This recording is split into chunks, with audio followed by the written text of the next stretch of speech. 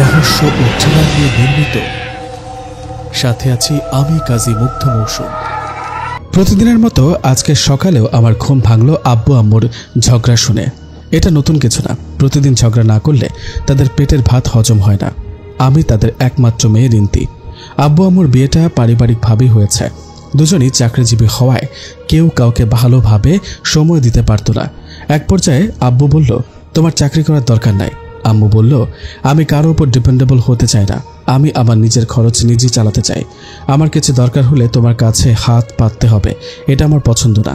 এখান থেকেই আস্তে আস্তে তাদের ঝগড়াটা বাড়তে থাকে। প্রতিদিন কোনো না কোনো বাহানায় ঝগড়া লাগবেই, কেউ কাউকে ডিভোর্সও দেয় না। এভাবেই হয়তো ঝগড়া করে কাটিয়ে দেবে বাকি জীবন। রেনু খালা আমাকে পালন করেছে ছোটবেলা থেকেই।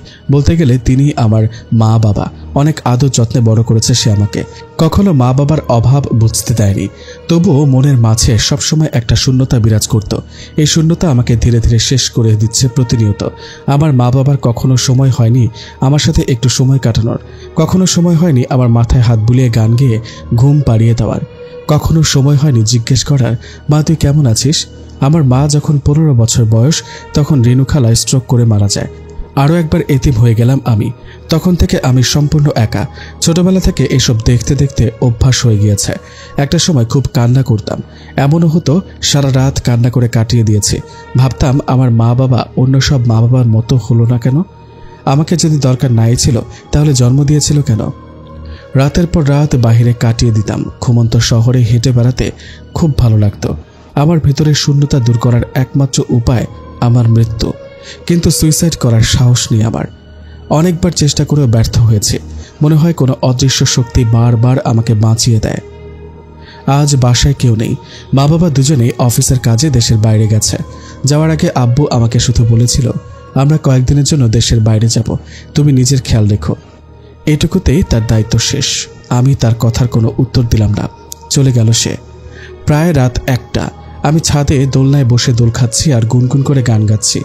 হঠাৎ মনে হলো পেছন থেকে কেউ দোলনা ধাক্কা দিচ্ছে আর আমার সাথে সুর মিলিয়ে গান গাইছে। আমি চুপ হয়ে গেলাম। বুঝার চেষ্টা করলাম আশেপাশে কারো অস্তিত্ব আছে কিনা। চারিদিক ভালো করে পর্যবেক্ষণ করে কিছুই পেলাম না। আমি জিন ভূত এসবে বিশ্বাস করি না, তাই মনের ভুল ভেবে আবার গান গাওয়া শুরু করলাম। বাহ, তোমার গলা তো বেশ মিষ্টি। এবার খুব ভয় পেয়ে গেলাম। দ্রুত পেছনে তাকিয়ে দেখলাম কেউ নেই। আমি স্পষ্ট শুনতে পেয়েছি একটা পুরুষ কণ্ঠ। আমাকে আপনি দেখতে পাবেন না, দেখলে প্রেমে পড়ে যাবেন। কে আপনি? আমাকে ভয় দেখাচ্ছেন কেন? কোথা থেকে কথা বলছেন? দেখুন, আমি এসব জিন ভূতে বিশ্বাস করি না, সো আমাকে ভয় দেখিয়ে লাভ নেই। আমরা আপনাদের চারপাশেই থাকি। আমাদেরও আপনাদের মতো একটা রাজত্ব আছে। আমরা অদৃশ্য, তাই দেখতে পান না। আর আল্লাহ তো কোরআনে জিনের নামে একটা সূরাও দিয়েছেন, আপনি জানেন না? আমি কখনো কোরআন পড়িনি আর এর সম্পর্কে আমি কিছু জানিও না। জন্মসূত্রে আমি মুসলিম হলেও কখনো ধর্মীয় রীতিনীতি ফলো করি না, আর আমার মা বাবাও ফলো করে না। আপনার মা বাবা দেশে আসবে কবে? আপনি কি করে জানলেন আব্বু আম্মু দেশে নেই? আর আমি জানি আপনি আমার মনের ভ্রম। আমি এখনো বিশ্বাস করি না যে জিন ভূত বলতে কিছু আছে। ঘুমালে সব ঠিক হয়ে যাবে। ওপাশ থেকে শুধু একটা হাসির শব্দ এলো। এত সুন্দর করে কেউ হাসতে পারে? ওই হাসিটা না শুনলে বিশ্বাস করতাম না। আর কোনো আওয়াজ আসছে না, তার মানে সত্যি আমার মনের ভ্রম ছিল ওটা। নিচে এসে ফ্রেশ হয়ে হালকা নাস্তা করে ঘুমিয়ে গেলাম। রিন্তি, অনেক ঘুমিয়েছ, তোমার ক্ষুধা পেয়েছে, উঠে কিছু খেয়ে নাও। ধরফর করে ঘুম থেকে উঠলাম। এত সুন্দর করে কে ডাকলো আমাকে? পুরো রুমে চোখ বুলিয়ে কাউকে পেলাম না। মনে হয় স্বপ্ন ছিল। ঘড়ির দিকে তাকিয়ে দেখি দুপুর 1টা বেজে গেছে। সত্যি ক্ষুধায় পেট চোচো করছে। ফ্রেশ হয়ে নাস্তার টেবিলে গিয়ে আমি তো অবাক। এত খাবার আমি আমার বাপের জন্মেও দেখিনি। পুরো টেবিল জুড়ে হরেক রকমের খাবার সাজিয়ে রেখেছে কেউ। কি ব্যাপার, খাবার দেখে পেট ভরে গেল নাকি? আর কত তাকিয়ে থাকবেন, এবার শুরু করেন। রাতের সেই কণ্ঠটা আবার শুনতে পাচ্ছি। এখন তো চোখে ঘুমও নেই, মাথাও ঠিক আছে, নেশাও করি নাই। তার মানে সত্যি সত্যি কাল রাতে আমি জিনের সাথে কথা বলেছিলাম, আর এখনও সে আমার আশেপাশেই আছে। বাবা গো, এখন আমি কি করব? কই যাব? দৌড়ে পালিয়ে যাব নাকি? না, এটাকে বুঝতে দেওয়া যাবে না যে আমি ভয় পাচ্ছি, তাহলে ইজ্জত থাকবে না। আরে ভয় পাচ্ছেন কেন? আপনি তো জিন ভূতে বিশ্বাসই করেন না। এই, আপনি এভাবে হাসবেন না। আর কে বলল আমি ভয় পাচ্ছি? আমি মোটেও ভয় পাচ্ছি না। আপনার সাহস থাকলে আমার সামনে এসে কথা বলেন। হায় হায়, কি বললাম! এখন যদি সত্যি সত্যি সামনে আসে তাহলে আমার জামা কাপড় নষ্ট হবে, এটা নিশ্চিত। আমি চাই না আপনার জামা কাপড় নষ্ট হোক, তাই অদৃশ্য হয়েই কথা বলি। আর আমাকে ভয় পাওয়ার কোনো কারণ নেই। আমি আপনার কোনো ক্ষতি করব না। আমার না এখনো বিশ্বাস হচ্ছে না আমি কোনো জিনের সাথে কথা বলছি। আমি রাত বেরোতে অনেক জায়গায় ঘুরেছি একা একা, কোনোদিন কিছুর সম্মুখীন হইনি। তাহলে হঠাৎ এমন করে কোনো জিন আমার সাথে কথা বলবে কেন? আপনাকে বিশ্বাস করাচ্ছি, অপেক্ষা করেন। হঠাৎ ঘরের সব আসবাবপত্র হাওয়ায় ভাসছে। দরজা জানালাগুলো আপনা আপনি খুলছে আর বন্ধ হচ্ছে। আমি যেন আমার চোখকে বিশ্বাস করতে পারছি না। এইটা আমার মনের ভুল হতে পারে না। ঠিক আছে ঠিক আছে, বিশ্বাস করলাম আপনি জিন, কিন্তু আপনি আমার কাছে কি চান? আর হঠাৎ আমার সাথেই বা কথা বলছেন কেন? মানে কি বলছেন আপনি? কবে থেকে আপনি আমার পিছু নিয়েছেন? আপনার বয়স যখন 4 বছর তখন থেকে আমি আপনার সাথে আছি। আপনাকে সকল বিপদ থেকে আমি রক্ষা করে আসছি। একটা জিন সে ছোট্টবেলা থেকে আমার সাথে আছে, অথচ এতদিন আমি বুঝতে পারিনি। ভাবতেই গলা শুকিয়ে আসছে। দ্রুত গিয়ে ফ্রিজ থেকে পানি বের করে গলাটা ভিজিয়ে নিলাম। আপনার হয়তো মনে নেই, ছোটবেলা একবার আপনি হারিয়ে গিয়েছিলেন। আমি নদীর পাড় দিয়ে যাচ্ছিলাম, দেখলাম একটা ফুটফুটে বাচ্চা সেখানে বসে কান্না করছে। আশেপাশে কেউ নেই, রাতও প্রায় অনেক হয়ে গিয়েছিল। দেখে খুব মায়া হলো। তারপর আমি একটা বাচ্চা ছেলের রূপ ধারণ করে আপনার কাছে যাই। হ্যাঁ হ্যাঁ, আমার একটু একটু মনে পড়ছে এখন। সেই বাচ্চা ছেলেটা এসে বলল, এত রাতে তুমি এখানে কি করছো? তোমার বাবা মা কোথায়? আমি শুধু কান্নাই করে যাচ্ছিলাম। তারপর আমি আপনাকে হাসানোর জন্য কত কিছুই না করেছিলাম, কত ধরনের জাদু দেখালাম, কত প্রাণীর রূপ ধারণ করলাম, কিন্তু কোনো কিছুতে যেন আপনার কান্না থামছিল না। শেষ পর্যন্ত আমি অনিচ্ছাকৃতভাবে নদীতে পড়ে যাওয়ায় আপনি ফিক করে হেসে দিয়েছিলেন। ওই হাসিটা দেখে আমি আপনার প্রেমে পড়ে যাই। একটু পরই একজন মধ্যবয়স্ক মহিলা আপনাকে খুঁজতে খুঁজতে এখানে চলে আসে। সেদিন থেকেই আমি আপনার সাথে আছি, কিন্তু কখনো আপনাকে বুঝতে দেইনি। আমার কেমন যেন সবকিছু স্বপ্নের মতো লাগছে। এতদিন আমাকে বুঝতে দেননি কেন? আর কোন বিপদের থেকে রক্ষা করার কথা বলছেন? আমি তো কোনোদিন বিপদে পড়িনি। আপনি যখন গভীর রাতে একা একা বাইরে হেঁটে বেড়াতেন তখন অনেক দুষ্ট জিন আপনার পিছু নিত। আমি তাদের সাথে লড়াই করেছি আপনাকে বাঁচাতে। এই শহরে এত এত ধর্ষণ হয়, খুন হয় প্রতিদিন, কিন্তু আপনার সাথে কেন কিছু হয়নি সেটা কি একবারও আপনাকে ভাবায়নি? আচ্ছা বুঝলাম, কিন্তু এতদিন আমার সাথে কথা বলেননি কেন? হঠাৎ করে আমার সংস্পর্শে আসার কারণ কি? আমার বাবা অনেক বড় একজন আলেম, আমি তার কথার অবাধ্য কখনো হইনি। সেদিন যখন ওই মধ্যবয়স্ক মহিলা আপনাকে নিয়ে চলে গেল তখন আমি অনুসরণ করতে করতে আপনাদের বাড়ি চিনে নিয়েছিলাম। তারপর আমি আমার বাবার কাছে গিয়ে সব খুলে বললাম। বাবাকে আরও বললাম আমি ওই বাচ্চা মেয়েটার সাথে থাকতে চাই। বাবা কিছুক্ষণ চোখ বন্ধ করে কি যেন চিন্তা করলেন, তারপর বললেন, তুমি ওর সাথে থাকতে চাও, এতে আবার কোনো আপত্তি নেই, কিন্তু একটা শর্ত আছে। আমি বললাম, কি শর্ত বাবা? বাবা বললেন, ওই মেয়েটা এখনো অনেক ছোট, তুমি ওর আশেপাশেই থাকবে, তাকে সব বিপদ আপদ থেকে রক্ষা করবে, কিন্তু সে যেন বুঝতে না পারে তুমি তার সাথে আছো, তাহলে মেয়েটার ক্ষতি হবে। কেমন ক্ষতি বাবা? আমি কি করে পারবো ওর সামনে না যেয়ে থাকতে? আমি এটা করব না বাবা। বাবা বললেন, তুমি যদি ওর সাথে থাকতে চাও তাহলে এটা মেনে নিতেই হবে। মেয়েটার যখন 18 বছর বয়স পূর্ণ হবে তখন তুমি তার সামনে যেতে পারবে, তার সাথে কথা বলতে পারবে। মনে রেখো, শর্ত ভঙ্গ করে যদি তুমি কিছু করো তাহলে মেয়েটার অনেক বড় ক্ষতি হবে, তখন তোমার আফসোস করা ছাড়া আর কোনো উপায় থাকবে না। সেদিন বাবার কথা মতো এতদিন আপনার থেকে দূরে ছিলাম, কিন্তু কখনো আমার নজরের বাইরে যেতে দেইনি। কাল রাতে আপনার 18 বছর পূর্ণ হয়েছে, যে দিনটার জন্য আমি 14 বছর ধরে অপেক্ষা করছিলাম। আপনার কথা শুনে আমার রূপকথার গল্প মনে হচ্ছে, তবুও কেন জানি আপনাকে বিশ্বাস করতে ইচ্ছে করছে। আপনি তো জানেন আমি সবসময় ডিপ্রেশনে ভুগি, কয়েকবার সুইসাইড করতে গিয়েও ব্যর্থ হয়েছি। যদি আমি সুইসাইড করে ফেলতাম তখন কি করতেন?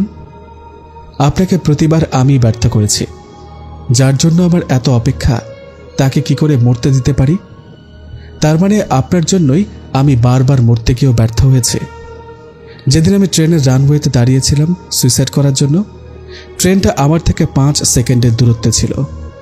মরার জন্য প্রস্তুত ছিলাম, খুব খুশিও লাগছিল এই অবহেলার পৃথিবী থেকে মুক্তি পাবো ভেবে। কিন্তু হঠাৎ করে একটা গরম হাওয়া এসে আমাকে ছিটকে ফেলে দেয় রানওয়ে থেকে। নদীতে ঝাঁপ দিয়ে সাঁতার না জানা সত্ত্বেও কিভাবে বেঁচে যেতাম সেটা কখনো আমাকে ভাবায়নি। কোনো বিষ আমার শরীরকে নিষ্ক্রিয় করতে পারে না কেন এটাও ভাবায়নি আমাকে কখনো। আসলে এগুলো ভাবতে ইচ্ছে হয়নি। মনে করেছিলাম মৃত্যু আমার থেকে মুখ ফিরিয়ে নিয়েছে। এখন বুঝলাম সব কিছুর পেছনে আপনিই ছিলেন। আপনি যত চেষ্টাই করেন না কেন, নির্দিষ্ট সময়ের আগে আপনার মৃত্যু হবে না।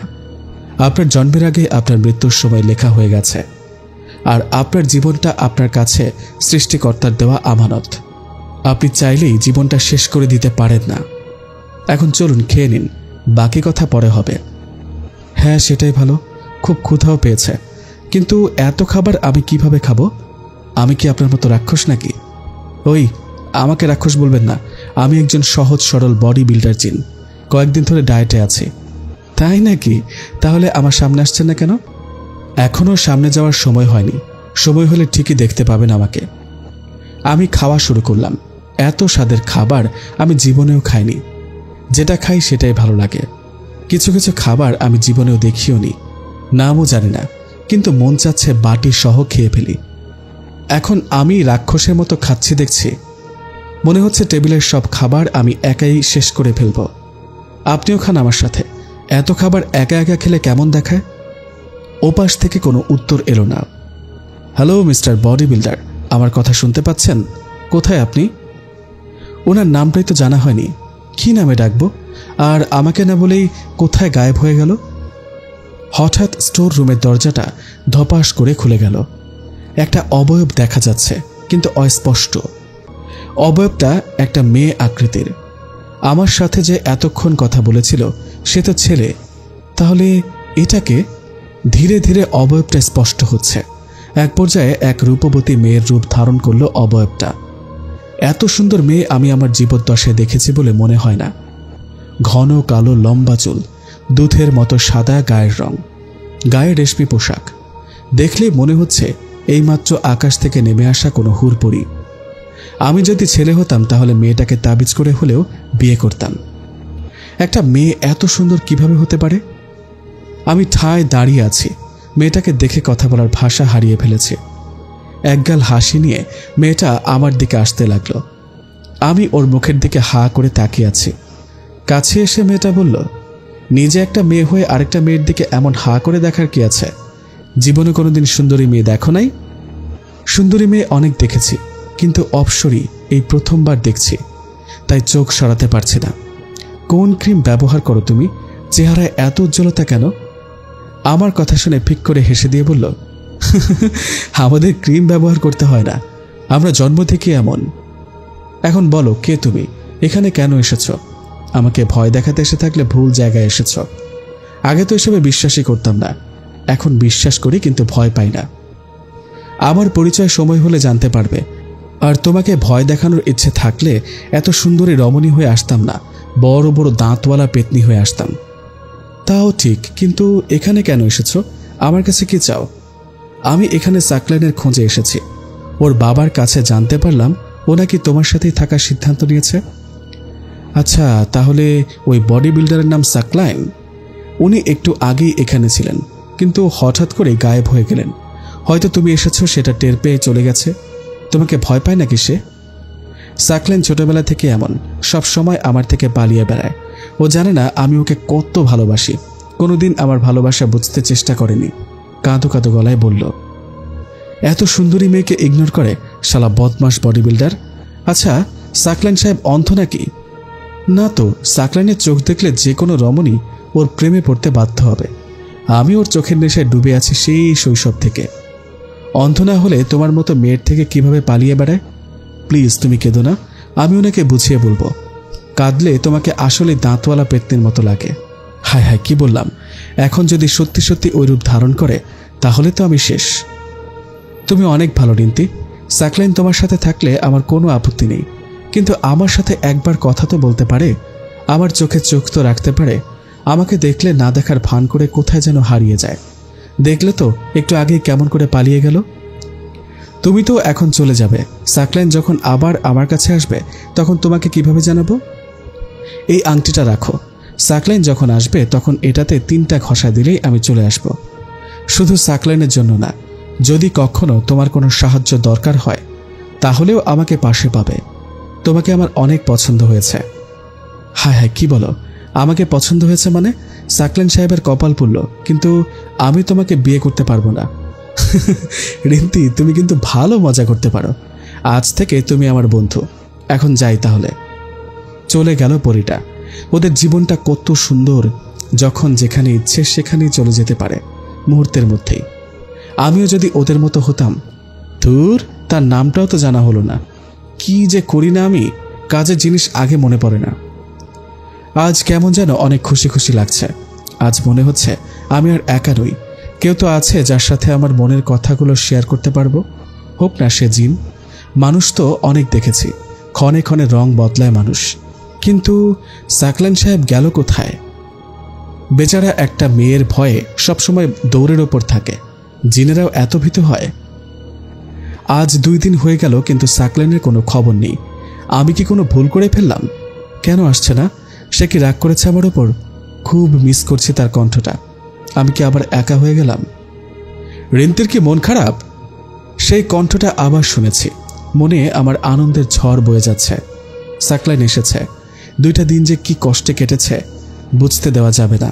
আমি খুশি হয়েছি। একটু ভাব নেওয়া যাক। না আসলে কি হতো? আমি কি কারোর জন্য অপেক্ষা করছি নাকি? আমি একা ছিলাম, একাই থাকবো। আমার মন খারাপ হলে কি আর না হলে কি? অভিমানের সুরে বলল রিন্তি। ঠিক আছে, তাহলে চলে যাচ্ছি। এই না না না, কই যান আপনি? সত্যি বলতে আমি আপনাকে খুব মিস করছিলাম। শালা, অভিমানও বুঝে না। জি দুলাভাই, সেটা আপনার চেহারা দেখে বুঝতে পারছি। 2 দিনে কি অবস্থা করেছেন চেহারার। মনে হচ্ছে খেতে খাবারে কাজ করছেন। ওই, আমি আপনার দুলাভাই লাগি কেমনে? তাহলে শালা বললেন কেন?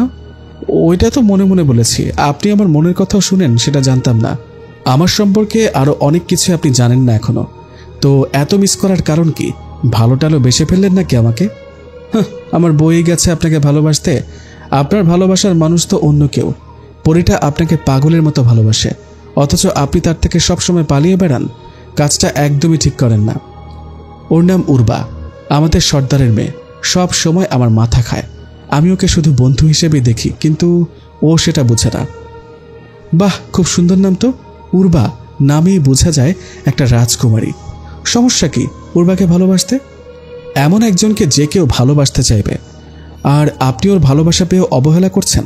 হাদারাম জিন। ওই, কথা সাবধানে বলবেন। আমি হাদারাম না, আমি একজন আলেমের ছেলে। আমার মাথা বুদ্ধিতে ভরপুর। কে আমার ভালোবাসা পাওয়ার যোগ্য সেটা শুধু আমিই জানি। আর সৌন্দর্য দেখে কখনো ভালোবাসা জন্মায় না, ভালোবাসা আসে হৃদয় থেকে। উর্বার প্রতি আমার কখনো ভালোবাসা জন্মায়নি, আর জন্মাবেও না। হাইসে আমার ভালোবাসার পণ্ডিত। দাঁড়ান, এখনই দেখাচ্ছি মজা। এই বলে দিলাম ওই আংটিতে 3টা ঘষা। সাথে সাথে পুরো রুমটা আলোকিত হয়ে গেল। এমন আলো যে আমি তাকাতে পারছিলাম না, চোখ বন্ধ করে ফেললাম। আমাকে মাফ করবেন মিস্টার বডি বিল্ডার। আমি উর্বাকে কথা দিয়েছিলাম আপনার সাথে ওর সাক্ষাৎ করাবো। কাজটা ঠিক করলেন না, আপনি আমার সাথে বিশ্বাসঘাতকতা করলেন। ততক্ষণে উর্বা এসে বলল, আর কত পালিয়ে বেড়াবে সাকলাইন? আজ অনেক দিন পর তোমাকে পেয়েছি। এখানে রিন্তির কোনো দোষ নেই, ও শুধু আমাকে সাহায্য করতে চেয়েছে। রিন্তিকে ভুল বোঝো না। রিন্তির বিষয়টা পরে দেখব। আমার কথা ভালো করে শোনো উর্বা। আমি তোমাকে আগেও বলেছি, এখনও বলছি, তুমি যেটা চাও সেটা কখনো সম্ভব না। আমি অতি সাধারণ একজন জিন, আর তুমি রাজকুমারী। আমরা তোমার বাবার আনুগত্য করি, তাকে সম্মান করি। সর্দার যদি শুনে আমি তোমার সাথে ইটিস পিটিস করি, তাহলে আমার গর্দান আলাদা করে ফেলবে। আর এত ছোট বয়সে আমি আমার গর্দান হারাতে চাই না। আমি আমার গর্দানকে অনেক ভালোবাসি। উর্বা বলল, কি সব আজে বাজে চিন্তা তোমার? ইচ্ছা করছে আমি নিজেই তোমার গর্দান আলাদা করে ফেলি। তুমি চিন্তা করো না, আমার বাবাকে আমি সামলে নেব। তুমি শুধু একবার হ্যাঁ বলো। না, আমি পারবো না তোমার প্রস্তাবে রাজি হতে। আমার বাবা অনেক সম্মানিত মানুষ। তোমার সাথে আমার সম্পর্ক এটা জানলে তোমার বাবা আমার বাবাকেও ছাড় দেবে না। আমিও চাই না আমার জন্য আমার বাবা কষ্ট পাক। উর্বা নীরব, কোনো কথা বলছে না। তোমাদের প্রেম নিবেদন শেষ হলে আমি একটা কথা বলতে পারি? তুমি কোনো কথা বলবে না রিন্তি। বেইমানের বেইমান, তোমার জন্য আজ এই পাগলির পাল্লায় পড়েছি আমি। উর্বা বলল, ওই পাগলি বললা কেন আমাকে? পাগলি কি এত সুন্দর হয় নাকি? রিন্তি, তোমার যা বলার নির্ভয়ে বলো, দেখি সে কি করে। আমি একটু সাকলেন সাহেবকে দেখতে চাই উর্বা, তাকে বলো আমার সামনে দৃশ্যমান হতে। উর্বা বললেই কি আমি আসবো নাকি? আমি এখন যাচ্ছি। মেয়ে মানুষকে বিশ্বাস করাই হচ্ছে সবচেয়ে বড় আহাম্মকি, হোক সে পরী অথবা মানুষ। এই বলে সাকলেন বাতাসের মতো চলে গেল। উর্বা সাকলেনের পিছু নিয়েছে। সাকলেন, কোথায় যাচ্ছ? এইবার আর আমার থেকে পালাতে পারবে না। ছায়ার মতো লেগে থাকবো তোমার সাথে। রিন্তি, নিজের খেয়াল রেখো, আবার দেখা হবে। এসব বলতে বলতে উর্বা হাওয়ায় মিলিয়ে গেল। সাকলেন সাহেবের কণ্ঠটাও শোনা যাচ্ছে না। মেয়েটা সাকলেনকে পাগলের মতো ভালোবাসে।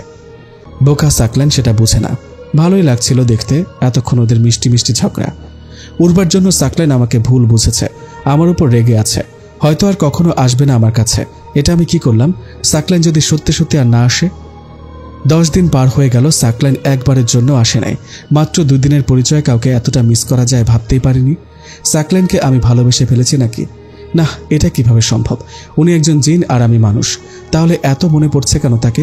কি করব এখন আমি? কিভাবে খোঁজ করব তাকে যে আমার খুব দরকার। তার কণ্ঠটা শোনার জন্য মনটা ব্যাকুল হয়ে আছে।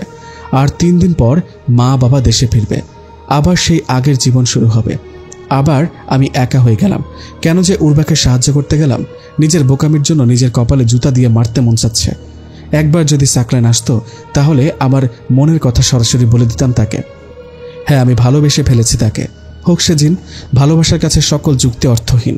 কিন্তু উর্বার কি হবে? উর্বা যদি জানতে পারে আমি সাকলেনকে ভালোবাসি তাহলে সে খুব কষ্ট পাবে। এত অল্প সময় মেয়েটা আমাকে তার বন্ধু বানিয়ে নিয়েছে, তাকে কষ্ট কিভাবে দেব আমি এখানেই আছি, বলে দেন আপনার মনের কথা। আমি পাগলের মতো চারদিকে তাকাচ্ছি। সাকলেনের কণ্ঠ শুনতে পেলাম আবার। সত্যি কি সাকলেন এসেছে নাকি ভুল শুনলাম? আমার চোখ থেকে অঝরে পানি পড়ছে। অনেকদিন পর কান্না আসছে খুব। শেষ কবে কান্না করেছিলাম মনে নেই। এতই যেহেতু ভালোবাসেন তাহলে দূরে ঠেলে দিয়েছিলেন কেন? আমাকে মাফ করে দিন, আমি বুঝতে পারিনি। আর কখনো ভুল হবে না। খুব কষ্ট পেয়েছি এই কয়েকদিন, কিন্তু আমি তো আপনাকে ভালোবাসি না। কি বললো এটা সাকলাইন? আমার ভেতরটা চুরমার হয়ে যাচ্ছে সাকলাইনের কথাটা শুনে। জীবনে প্রথম কাউকে ভালো লেগেছে, প্রথম কাউকে একটিবার না দেখেই ভালোবেসেছি। কিন্তু মনে হয় আমার ভালোবাসাটা ভুল। সত্যি আপনার ভালোবাসাটা ভুল। আপনি কখনো আমাকে ভালোবাসতেই পারেন না। আমি সেটা জানি। একটা জিনার মানুষের কখনো সম্পর্ক হওয়া সম্ভব না, তবুও ভালোবাসি আপনাকে। সেটা বিষয় না। আসলে আপনি তো আপনার সৃষ্টিকর্তাকেই ভালোবাসেন না, আমাকে ভালোবাসবেন কি করে? মানে কি বলতে চান আপনি? যে আপনাকে এত সুন্দর করে সৃষ্টি করলো তার সম্পর্কে আপনি কতটুকুই বা জানেন? কখনো কি তার কাছে শুকরিয়া আদায় করেছেন? কখনো কি চিন্তা করেছেন আপনি কোথা থেকে আসলেন, কেন আসলেন, আবার কোথায় ফিরে যাবেন? আপনার গন্তব্য কোথায়? আপনাকে তো একটা প্রাণীর উপরে সৃষ্টি করতে পারতেন তিনি। কেন এত সুন্দর আকৃতি দিয়ে মানুষ হিসেবে সৃষ্টি করলেন? শুধু মানুষ হিসেবে সৃষ্টি করেই থেমে যাননি। আপনাকে বলেছে আপনি সৃষ্টির সেরা জীব। মানে আপনার দেখা বা না দেখা যত সৃষ্টি আছে সবকিছুর মাঝে আপনি শ্রেষ্ঠ। আমাদের জিন জাতির মাঝেও এটা নিয়ে ক্ষোভ দেখা দেয়। তাদের কথা হলো মানুষের মতো দুর্বল জীব কি করে সৃষ্টির সেরা হতে পারে? তবে যারা জ্ঞানী তারা বলে নিশ্চয়ই আল্লাহ তাআলা আমাদের চেয়ে ভালো জানেন এবং বোঝেন। আমরা ততটুকুই জানি যতটুকু জানার সামর্থ্য তিনি আমাদেরকে দিয়েছেন। আর আপনি সে মহান সৃষ্টিকর্তার সম্পর্কে কিছুই জানেন না। মূল কথা হচ্ছে আপনার দুনিয়াবি ভালোবাসা ততক্ষণ পর্যন্ত পূর্ণতা পাবে না যতক্ষণ পর্যন্ত আপনি আপনার সৃষ্টিকর্তাকে ভালো না বাসতে পারবেন। আপনার কথাগুলো আমার ভেতরে সুয়ের মতো গেঁথে যাচ্ছে। সত্যি বলতে আমি কখনো এসব ভেবেই দেখিনি। আমার ফ্যামিলিও আমাকে সৃষ্টিকর্তার সম্পর্কে তেমনভাবে কোনো শিক্ষা দেয়নি। আপনার ভেতরে যে শূন্যতা সবসময় বয়ে বেড়ান তার একমাত্র কারণ সৃষ্টিকর্তা থেকে দূরত্ব। আচ্ছা, আমি এখন কি করব তাহলে? আমি জানতে চাই আমার স্রষ্টা সম্পর্কে। আপনি প্লিজ আমাকে সাহায্য করুন। তারপর উনি আমার হাতে একটা বই দিয়ে বললেন, এটা শুধু একটা বই না, এটা আমাদের পথ প্রদর্শক। এটা পড়লেই আপনি আপনার স্রষ্টাকে পেয়ে যাবেন। আর অবশ্যই এই বইটা ধরার আগে পবিত্র হয়ে নেবেন। উনি আমাকে বলে দিলেন কিভাবে পবিত্র হতে হয়। তারপর একটা সাদা রঙের জামা দিয়ে বললেন, আমাদের ধর্মে নারীদের মর্যাদা কত উপরে সেটা আপনি যখন উপলব্ধি করতে পারবেন তখন একজন নারী হয়ে জন্ম নেওয়ার কারণে নিজেকে ধন্য মনে করবেন। তাই সবসময় নিজেকে এমনভাবে আবৃত করে রাখবেন যেমনভাবে ঝিনুক তার ভিতর মুক্তা আবৃত করে রাখে। এত সুন্দর পোশাক আমি জীবনে কখনোই দেখিনি। এগুলো তো রাজপ্রাসাদের মেয়েরা পরে। ঘ্রাণে পুরো মাতাল হয়ে যাওয়ার মতো অবস্থা আমার। সাকলাইন, আমি আপনাকে দেখতে চাই। আপনি কেন আমার সামনে আসেন না? এখনো আপনি আমাকে দেখার জন্য প্রস্তুত না। আগে প্রস্তুত হন, তারপর আমি নিজে আপনার কাছে ধরা দেব। আমি কিভাবে নিজেকে প্রস্তুত করব? ওপাশ থেকে আর কোনো আওয়াজ আসছে না। সাকলাইন চলে গেছে। জানি না আবার কবে আসবে। উনি আসার আগে নিজেকে প্রস্তুত করতে হবে। আমি ওনার দেওয়া জামাটা পরে পবিত্র হয়ে বইটার কাছে এলাম। খুব সুন্দর করে প্যাকিং করা হয়েছে। আমি খুব যত্ন করে প্যাকিংটা খুললাম। বাংলা অনুবাদ সহ কোরআন মাজিদ। আমি আরবি পড়তে পারি না, তাই শুধু বাংলা অর্থগুলো পড়া শুরু করলাম। যত পড়ি শুধু মুগ্ধ হই। এটা কোনো সাধারণ বই না, এটা সত্যি আমাকে সৃষ্টিকর্তার কাছে নিয়ে যাবে। আমার চোখ দিয়ে শুধু পানি পড়ছে। জান্নাত জাহান্নামের বর্ণনা এত সুন্দর করে দিয়েছে আল্লাহ। সবকিছু যেন উদ্দেশ্য করেই বলা হয়েছে, আমাকে উদ্দেশ্য করেই। ইচ্ছে করছে চিৎকার করে কাঁদতে। কেন আমি এতদিন বুঝতে পারিনি? কেন আমি সৃষ্টিকর্তা থেকে দূরে ছিলাম? নিজেকে আরো বড় বেশি অপরাধী মনে হচ্ছে। আল্লাহ কি আমাকে ক্ষমা করবেন? এত গুণা নিয়ে কিভাবে দাঁড়াবো আমি তার সামনে? কি জবাব দেব? পড়তে পড়তে কখন যে কোরআন মাজিদের উপর মাথা দিয়ে ঘুমিয়ে গেছি টেরও পাইনি। শেষ রাতে হঠাৎ ঘুম ভেঙে গেল সুমধুর একটা কণ্ঠে কোরআন তেলাওয়াত শুনে। অনেক আবেগ দিয়ে কেউ আমার রুমে কোরআন তেলাওয়াত করছে। আমি ইচ্ছে করেই ঘুমের ভান করে আছি, যাতে আমার ওঠার আওয়াজ পেয়ে তেলাওয়াত বন্ধ না হয়ে যায়। আমি মনোমুগ্ধ হয়ে শুনছি। হঠাৎ তেলাওয়াত বন্ধ হয়ে গেল। পুরো রুম নীরব, কোনো শব্দ নেই। আমি মাথা উঠিয়ে চারদিকে খুঁজতে লাগলাম। কাউকে দেখতে পেলাম না। তাহলে সাকলাইন কি আবার এসেছিল? কিন্তু আমার সাথে কথা না বলেই কেন চলে গেল? চারদিক থেকে আজানের শব্দ ভেসে আসছে। আজান আমি আগেও অনেক শুনেছি, কিন্তু আজকে একদম অন্যরকম লাগছে। আমি চোখ বন্ধ করে আজানের ধ্বনি শুনছি। হৃদয় শীতল করে দেওয়ার মতো সুর। মনে হচ্ছে আমার স্রষ্টা আমাকে তার সান্নিধ্যে ডাকছে। আমি ধীরে ধীরে উঠে লাইট জ্বালানোর জন্য সুইচ বোর্ডের কাছে গেলাম। লাইট জ্বালাবেন না দয়া করে রিন্তি, আজান শেষ হয়েছে, নামাজ পড়তে হবে। এই কণ্ঠ আমি আগে শুনিনি। কাপা কাপা গলায় জিজ্ঞেস করলাম, কে আপনি? আমি সাকলাইনের বন্ধু তেরিস। সাকলাইন আমাকে পাঠিয়েছে আপনাকে নিয়ে যাওয়ার জন্য। মানে? কোথায় নিয়ে যাবেন আমাকে? আর আমি কিভাবে বিশ্বাস করব যে আপনি সাকলাইন আপনাকে পাঠিয়েছে? সে নিজে আসলো না কেন? সাকলাইনকে আপনি মিস্টার বডি বিল্ডার বলে ডাকেন। আপাতত এটাই যথেষ্ট আপনাকে বিশ্বাস করানোর জন্য। আর আপনার বডি বিল্ডারকে সরাসরি দেখার জন্য এখনো আপনি প্রস্তুত না, তাই সে নিজে আসেনি, আমাকেই পাঠিয়েছে। আচ্ছা ঠিক আছে, বিশ্বাস করলাম, কিন্তু আমাকে কোথায় নিয়ে যেতে বলেছে? আর আপনি কি কোরআন তেলাওয়াত করছিলেন একটু আগে? হ্যাঁ, আমি কোরআন তেলাওয়াত করছিলাম। এখন চলুন, গেলেই দেখতে পাবেন কোথায় নিয়ে যাচ্ছি আপনাকে। কেন জানি বিশ্বাস হচ্ছে না তার কথা। কি আর করার, দেখি সে কোথায় আমাকে নিয়ে যায়। কোনো বিপদ হলে সাকলাইন অবশ্যই আমাকে বাঁচাবে। আমি বললাম, কি করতে হবে আমাকে? পিছনে তাকান একবার। তাকিয়ে দেখলাম দরজার কাছে একজন সুদর্শন ছেলে দাঁড়িয়ে আছে। খোঁচা খোঁচা দাড়ি, সাদা জুব্বা পরা, মুখে মুচকি হাসি, হাতে একটা লাঠি। সে বলল, এই লাঠিটা ধরে চোখ বন্ধ করে ফেলুন।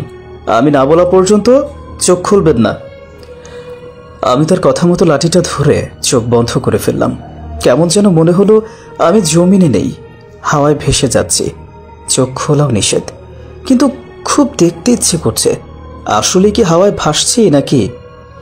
কতক্ষণ এভাবে ছিলাম জানি না। তেরিস সাহেব বলল, এবার চোখ খুলতে পারেন রিন্তি। আমি আস্তে আস্তে চোখ খুললাম এবং যা দেখলাম সেটা স্বপ্ন হলেও বিশ্বাস করতাম না। দেখলাম আমি কোনো এক রাজপ্রাসাদে দাঁড়িয়ে আছি, যার প্রতিটা দেওয়াল মণি মুক্তা দিয়ে সজ্জিত। আসবাবপত্রগুলো স্বর্ণের মতো ঝলঝল করছে। চারদিক থেকে কিচিরমিচির পাখির ডাক ভেসে আসছে। এজন্য এক জীবন্ত স্বপ্ন। আমি জিনদের রাজ্যে চলে এসেছি। খুশিও লাগছে, আবার ভয়ও লাগছে কেমন যেন। খেয়াল করলাম এখানে আমি ছাড়াও আরও অনেকজন আছে। আমি তাদের উপস্থিতি অনুভব করছি, কিন্তু কাউকে আমি দেখতে পাচ্ছি না। ভয় পাচ্ছেন কেন? আমি আপনার পাশেই আছি। সাকলাইনের কণ্ঠ শুনে আমার প্রাণ ফিরে পেলাম। আমাকে এখানে নিয়ে আসার কারণ কি মিস্টার বডি বিল্ডার? আপনি গেলেই তো পারতেন। আজকে আপনার জীবনের প্রথম নামাজ, আজকে থেকেই শুরু করতে হবে। আপনার জন্য একটা জীবন, নতুন জীবন শুরু করতে হবে, তাই না? সেই জীবনে ডিপ্রেশন বলে কিছুই থাকবে না। তাই এই দিনটাকে স্মরণীয় করে রাখার জন্যই এত আয়োজন। আপনি খুশি হননি? সত্যি বলতে খুশির চেয়ে বেশি অবাক হয়েছি। এত সুন্দর আপনাদের রাজ্য। আমার এখনো মনে হচ্ছে যেমন আমি স্বপ্ন দেখছি। এটা স্বপ্ন না রিন্তি, একদম খাঁটি বাস্তব। আমাদের রাজ্যে আপনাকে স্বাগতম। ধন্যবাদ এমন একটা সুন্দর সারপ্রাইজ দেওয়ার জন্য। আপনার বন্ধু তেরিস কিন্তু অনেক সুন্দর করে কোরআন তেলাওয়াত করতে পারে। আমি ওনার তেলাওয়াত শুনে মুগ্ধ হয়ে গেছি। আপনি প্লিজ ওনাকে বলবেন আমাকে যেন কোরআন তেলাওয়াত করা শেখায়। আমি শিখতে চাই। অবশ্যই আমি তেরিসকে বলবো। তবে এখন নামাজের সময় হয়েছে। আমাদের দৈনিক 5 বার নামাজ পড়তে হয়। এখন দিনের শুরুর নামাজ। আমি জানি না কিভাবে নামাজ পড়তে হয়। ওই রুমে গিয়ে দেখেন সব প্রস্তুত করা আছে, তার আগে পবিত্র হয়ে আসেন। আমি উঁচু করে সাকলাইনের দেখানো রুমে গিয়ে দেখলাম ঘরটা অনেক সুন্দর করে সাজানো হয়েছে। ঘরের ঠিক মাঝখানে একটা পর্দা টানিয়ে দেওয়া আছে। আতরের ঘ্রাণে পাগল হবার মতো অবস্থা। মনে হলো রুমে আমি ছাড়াও আরও কয়েকজন আছে, যাদের পায়চারির শব্দ স্পষ্ট বোঝা যাচ্ছে। একটু ভয় কাজ করছে ভিতরে। সাকলাইন কোথায়? সে কথা বলছে না কেন? রিন্তি, ভয় পাবেন না, আমার কয়েকজন বন্ধু এসেছে। আমরা জামাতে নামাজ পড়ব। আপনি পর্দার পেছনে ওই জায়নামাজে গিয়ে দাঁড়ান। উর্বা আপনাকে শিখিয়ে দিবে কি কি করতে হবে। উর্বা এসেছে? কোথায় উর্বা? আমি এখানেই রিন্তি। এই প্রথম সাকলাইন আমার চোখে চোখ রেখে কথা বলছে। সে বলেছে যদি তুমি রিন্তিকে সত্যের পথ দেখাতে সাহায্য করো তাহলে তোমার সব কথা আমি শুনবো। আমি শুধু সাকলাইনের জন্য এখানে আসিনি। আমি আমার এক মনুষ্যত্ব বন্ধুকে অন্ধকার থেকে আলোর পথ দেখাতে সাহায্য করতে এসেছি। সত্যি আজ নিজেকে খুব ভাগ্যবতী মনে হচ্ছে। তোমাদের মতো বন্ধু আমার পাশে আছে। আমি জীবনের কিচ্ছু চাই না। পর্দার পিছনে আমি আর উর্বা দাঁড়িয়েছি। উর্বা আমাকে সব শিখিয়ে দিয়েছে। সাকলাইন আল্লাহু আকবার বলে নামাজ শুরু করলো। নামাজে যে এত শান্তি আমি আগে জানতাম না। যতক্ষণ নামাজে ছিলাম দুনিয়ার সব কিছু ভুলে গিয়েছিলাম। সিজদায় গিয়ে নিজের অজান্তেই চোখের পানি ছেড়ে দিলাম। আল্লাহ কি আমাকে ক্ষমা করবে? এত গুনাহ নিয়ে আল্লাহর সামনে দাঁড়াবো এটা ভাবতেই বুক ফেটে কান্না আসছে। সালাম ফেরানোর পর কিছুক্ষণ চোখ বন্ধ করে সৃষ্টিকর্তাকে স্মরণ করলাম। চোখ মেলে আর কাউকে দেখতে পেলাম না। আমি ডাকলাম, সাকলাইন, সাকলাইন, উর্বা, তোমরা কোথায়? চলে গেছো আমাকে না বলেই। ভালো করে তাকিয়ে দেখলাম আমি আমার রুমে জায়নামাজে বসে আছি।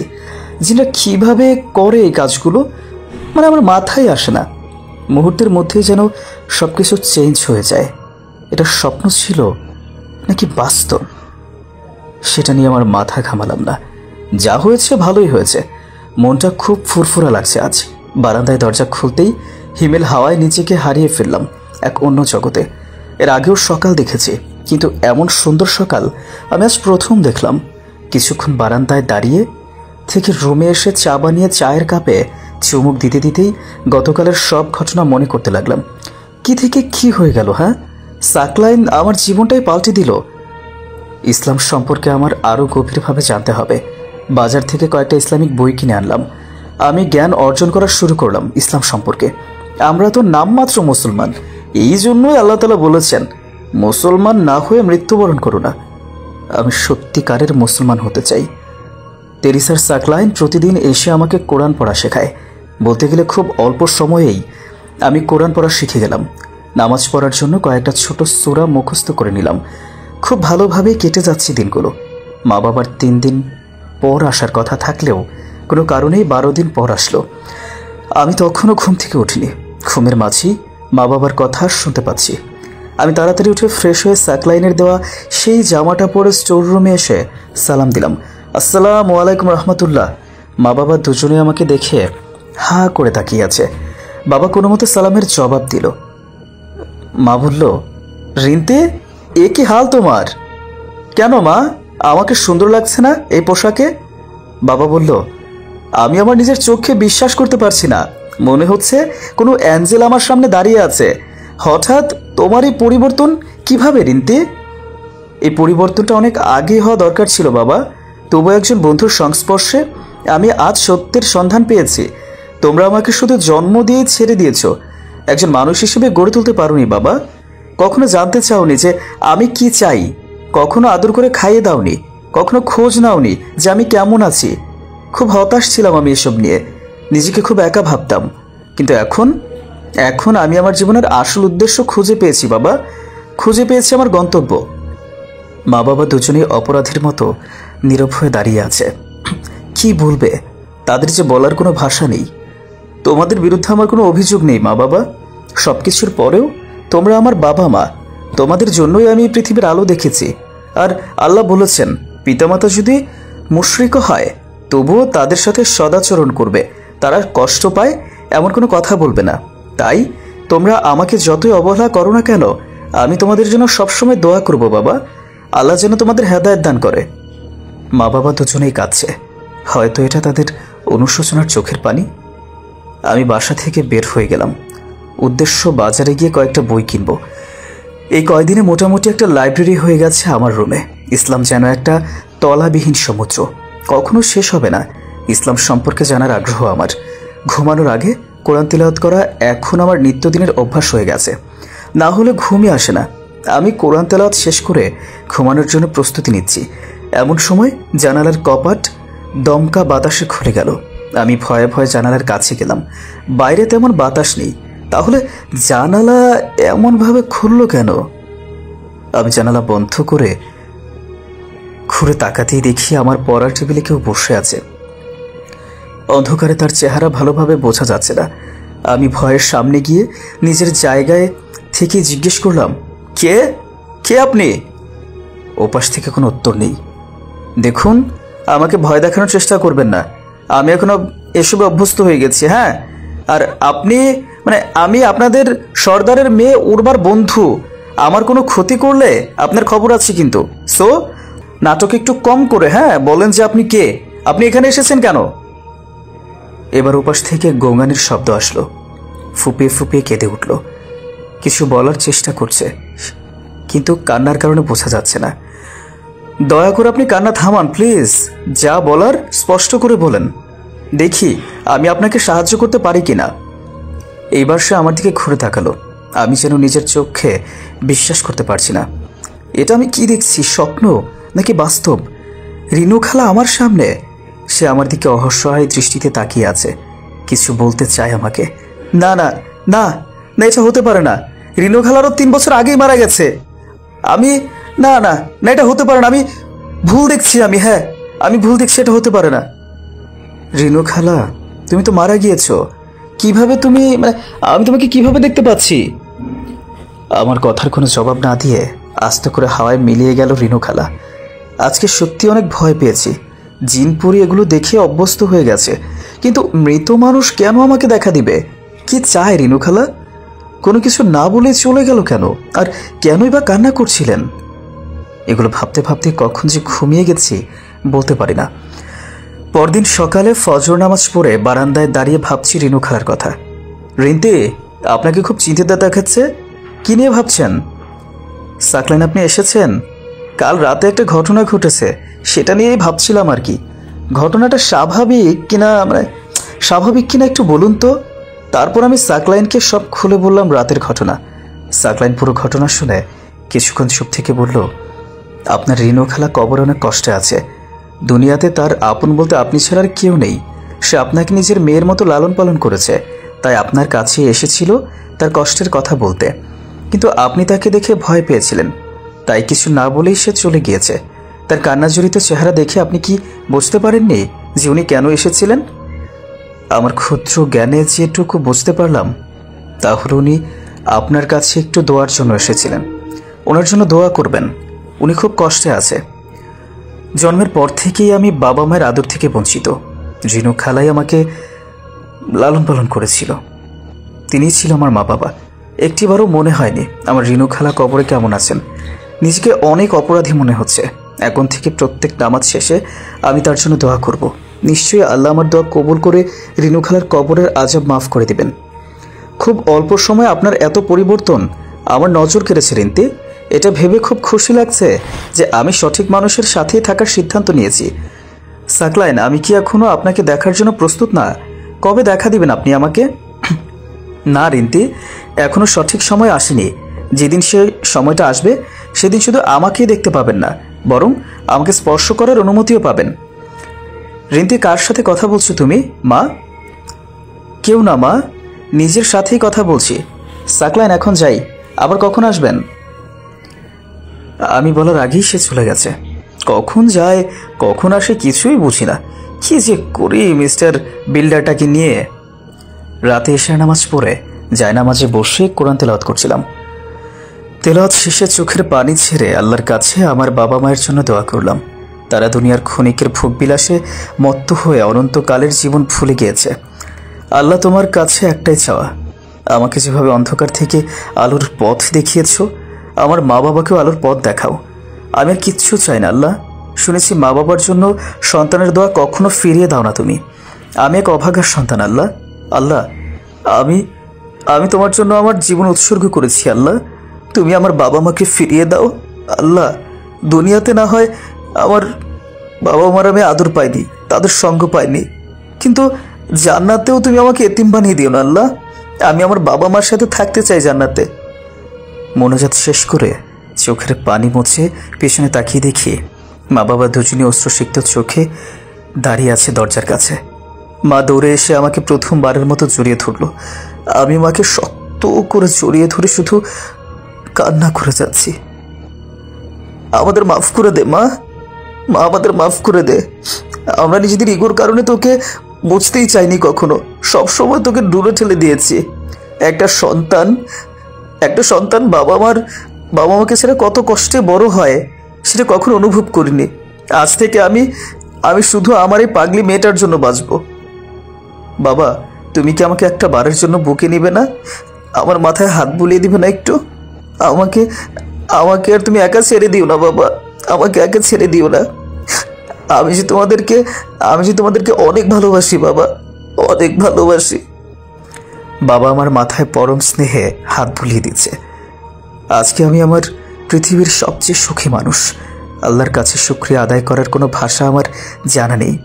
আমি যা চেয়েছি আল্লাহ আমাকে তাই দিয়েছে। মন থেকে আল্লাহর কাছে কিছু চাইলে আল্লাহ কখনো কাউকে ফিরিয়ে দেন না।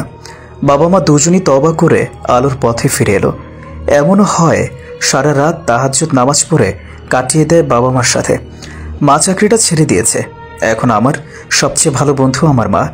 আমাদের সংসারটা এখন একটা জান্নাতের বাগান। এরপর 3 বছর কেটে গেছে। সেদিনের পর সাকলাইন আর আসেনি। আমি আমার বাবা মাকে তো ফিরে পেলাম, কিন্তু তাকে হারিয়ে ফেলেছি। হঠাৎ করেই এসে একদিন আমাকে অন্ধকার থেকে আলোর পথে এনে আমার ভেতরের শূন্যতা দূর করে উধাও হয়ে গেল সে। কেন আর সে আসেনি আমি জানি না।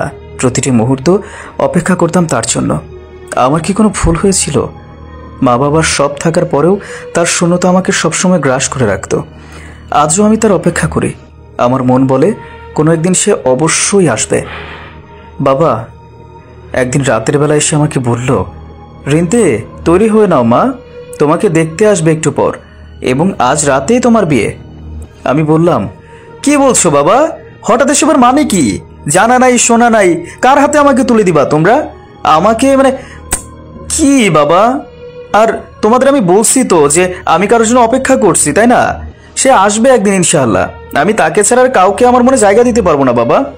বাবা বলল, দেখো রিন্তি, তোমার সেই কাল্পনিক রাজকুমার কখনো আসবে না। আমাদের বয়স হয়েছে মা, কখন আল্লাহ ডাক দেয় সেটা তো বলতে পারি না।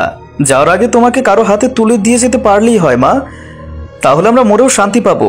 আর ছেলে অনেক ভালো, একদম তোমার স্বপ্নের রাজকুমারের মতো, দেখলে তোমার অবশ্যই পছন্দ হবে মা। বাবার কথার আর কোনো জবাব দিলাম না। জানি লাভ নেই, বাবা এক কথার মানুষ, একবার যেটা বলবে সেটা করেই ছাড়বে। খুব সিম্পলি আমাদের বিয়ে হয়ে গেল।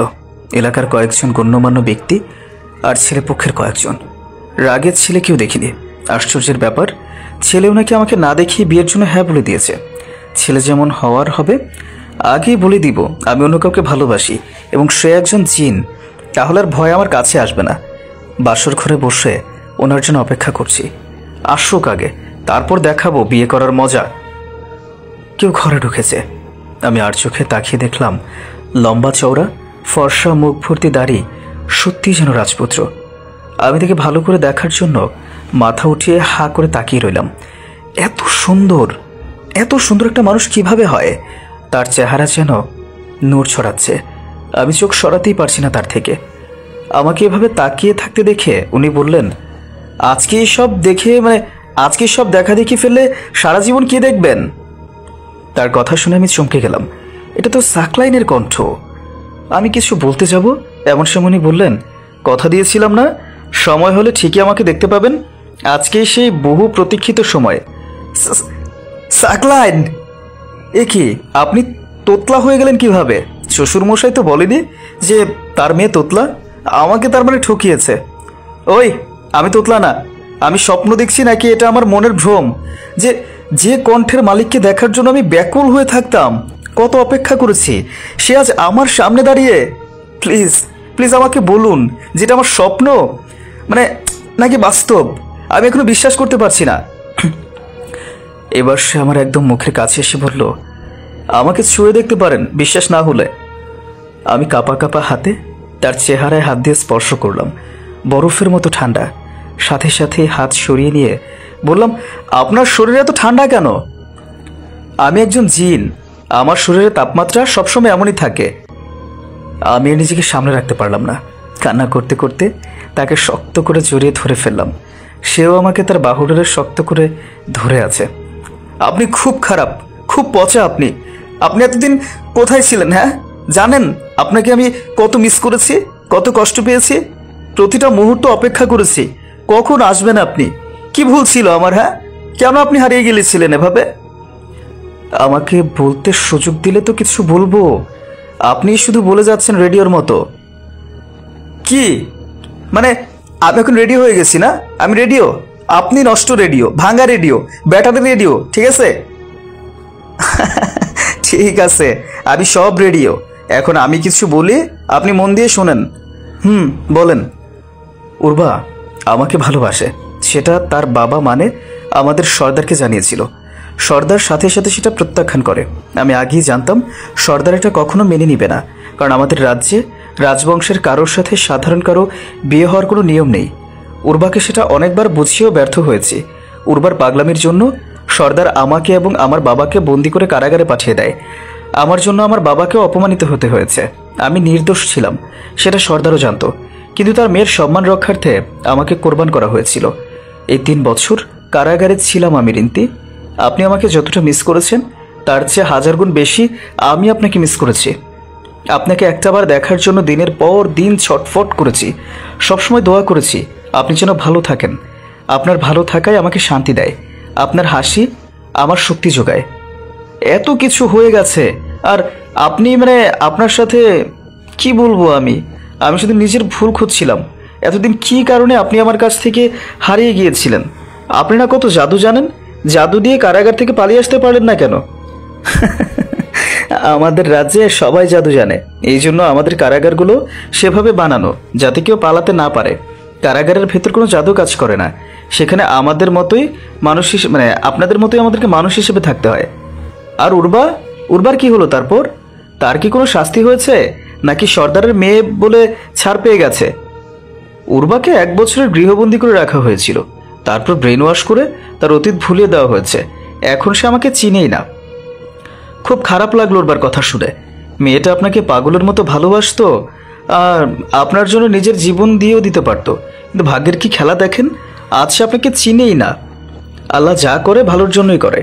অনেক বাধা বিপত্তির পর আপনাকে আমার কাছে পেয়েছি, কিন্তু একটা বিষয় আমি এখনো বুঝতে পারছি না যে আপনি আমার বাবাকে কিভাবে রাজি করালেন, আর সে কি জানে যে আপনি একজন জিন? আমি কারাগার থেকে মুক্ত হয়ে আপনার কাছে আসছিলাম, কিন্তু তখনই আমার মাথায় একটা বুদ্ধি এলো আপনাকে সারপ্রাইজ দেওয়ার। তাই প্রথমেই আমি মানুষের রূপ ধারণ করে আপনার বাবার অফিসে চাকরি নিলাম। এটা আমার জন্য সহজ ছিল। তারপর বিভিন্ন কাজে সহযোগিতা করে আপনার বাবার বিশ্বাস অর্জন করলাম। সে আমাকে পছন্দ করতে শুরু করলো, তার সাথে আমার খুব ভালো সম্পর্ক হয়ে গেল। আমার ফ্যামিলির সম্পর্কে জানলো, তারপর একদিন সময় বুঝে বলে ফেললো আপনার সাথে আমার বিয়ের কথা। তার মুখ থেকে এই কথাটা শোনার জন্যই তো আমি এতদিন মানে এত কিছু করলাম। এখন আমি আপনার সামনে। কেমন লাগলো আমার সারপ্রাইজ? প্রচুর সারপ্রাইজ আপনার। মুক্ত হয়েই কেন আমার সাথে দেখা করলেন না? জানেন না আমি আপনার জন্য অপেক্ষা করছি? এত প্ল্যান করার কি দরকার ছিল? হ্যাঁ, আজকে আপনাকে মেরেই ফেলবো আমি, মিস্টার বডি বিল্ডার। তারপর অনেক দুষ্টুমি হলো, যেগুলো না বলাই ভালো। শেষ রাতে তাহাজ্জুদ পড়ে আমি বায়না ধরলাম আমাকে নিয়ে হাওয়ায় ভেসে বেড়াতে হবে। যদি স্ত্রীর এইটুকু আবদার পূরণ করতে পূরণ না করে তাহলে জিন স্বামী হয়ে লাভ কি? প্রথমে না করলেও পরে সত্যি সত্যি আমাকে কোলে নিয়ে বিদ্যুৎ বেগে হাওয়ায় ভেসে গেল। পুরো শহর উপর থেকে দেখলাম। কত সুন্দর আল্লাহর সৃষ্টি, সুবহানাল্লাহ। মাঝে মাঝে দু একটা পাখি উড়ে পাশ কেটে যাচ্ছে। ঠান্ডা হিমেল হাওয়া, শেষ রাতের চাঁদটা যেন মেঘে ঢাকা পড়েও বারবার উঁকি মেরে আমাদের দেখছে। আমি আমার বডি বিল্ডারকে জড়িয়ে ধরে আছি। এর চেয়ে আনন্দময় মুহূর্ত আর কি হতে পারে? আমি প্রাণ ভরে মহান আল্লাহর কাছে শুকরিয়া আদায় করলাম এমন একটা জীবন দেওয়ার জন্য। মানুষের জীবনে হতাশা থাকবেই, কষ্ট থাকবেই, না পাওয়ার ব্যথা থাকবেই, কিন্তু সেটা চিরদিনের জন্য না। কষ্টের সময় ধৈর্য ধারণ করতে হবে, আল্লাহর উপর বিশ্বাস রাখতে হবে। নিশ্চয়ই আল্লাহ ধৈর্যশীলদের সঙ্গে সব সময় আছেন। ডিপ্রেশন বলতে আসলে কিছুই নেই, সবই হলো সৃষ্টিকর্তা থেকে দূরত্ব, ইসলাম থেকে দূরত্ব, কোরআন থেকে দূরত্ব। যে মানুষটা সৃষ্টিকর্তার সান্নিধ্য লাভ করতে পারে সে কখনো হতাশ হয় না, কখনো নিজেকে একা ভাবে না। একজন মুসলমান হারানোর মতো কিছু নেই। ইচ্ছেগুলো যদি পবিত্র হয় তাহলে দুনিয়াতে না হলেও পরকালে অবশ্যই আল্লাহ সেটা পূরণ করবেন। ইমানদারদের দোয়া তিনি কখনো ফিরিয়ে দেন না। যদি কখনো হতাশা ঘিরে ধরে তাহলে রবের দরবারে সিজদায় পড়ে যাও। এই দুনিয়াতে সিজদার চেয়ে শান্তির জায়গার কিছু হতে পারে না। মিস্টার বডি বিল্ডার, অনেক ঘোরাঘুরি করলাম, এখন ল্যান্ড করেন। ফজরের নামাজের সময় হয়ে গেছে, ভুলে গেছেন নাকি? সাকলাইন একটা মিষ্টি হাসি দিয়ে বলল, আমি এমন একজন জীবনসঙ্গী চাইতাম আল্লাহর কাছে যে আমাকে নামাজের কথা স্মরণ করিয়ে দিবে, মৃত্যুর কথা স্মরণ করিয়ে দিবে, কবরের আযাবের কথা আমাকে স্মরণ করিয়ে দিবে, জাহান্নামের আগুনের কথা স্মরণ করিয়ে দিবে, কিয়ামতের সেই ভয়াবহ দিবসের কথা আমাকে স্মরণ করিয়ে দিবে। আল্লাহ আমার দোয়া কবুল করে আপনাকে উপহার দিয়েছে ইনশাআল্লাহ। শুধু এই দুনিয়াতেই নয়, জান্নাতেও আমি আপনাকেই চাই।